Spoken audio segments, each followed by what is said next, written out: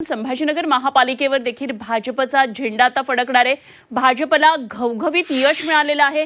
115 पैकी सर्वाधिक 58 जागा मिळाल्यात। एमआयएमला 33 जागा मिळाल्यात आणि शिवसेनेला 12 जागा मिळाल्यात। संभाजीनगरमध्ये अंतर्गत राजकारणाचा हा एक मोठा फटका शिवसेनेला बसलाय।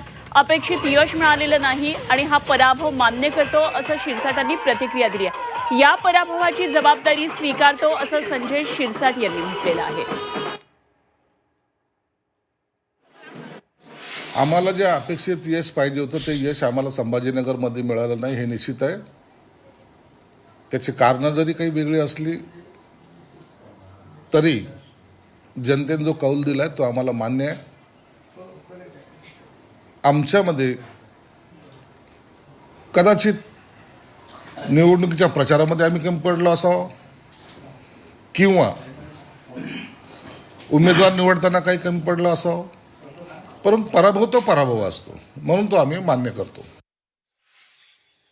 आणि या संदर्भात आणखी माहिती जाणून घेऊया। आमचे प्रतिनिधी विशाल करोळे सध्या आपल्या बरोबर आहेत। विशाल, एकंदरीतच छत्रपती संभाजीनगर मधलं जे सगळं राजकीय चित्र आहे आणि मराठवाड्यामध्ये नेमकं आता राजकीय चित्र कसं झालेलं आहे आणि भाजपला किती मोठं यश मिळवता आलेलं आहे, काय नेमकं हे सगळं चित्र आहे?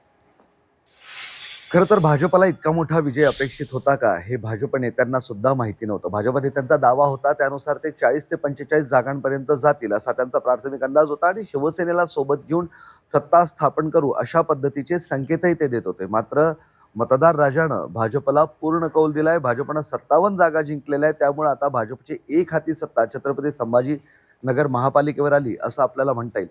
भाजपनं अगदी तळागाळापर्यंत काम केलं, कार्यकर्त्यांचं कॅडर पूर्णतः कामाला लावलं। भाजपमध्ये जी नाराजी होती ती नाराजी त्यांनी अगदी प्रत्येक नाराज कार्यकर्त्याच्या घरी जाऊन दूर केली आणि या सगळ्याचा फायदा भाजपला झाला आणि मंत्री अतुल सावे या विजयाचे शिल्पकार ठरले।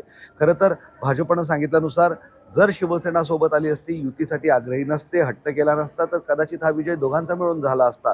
मात्र युती तुटली तेही बरं झालं असंही भावना खासगीत काही भाजप नेते व्यक्त करताय।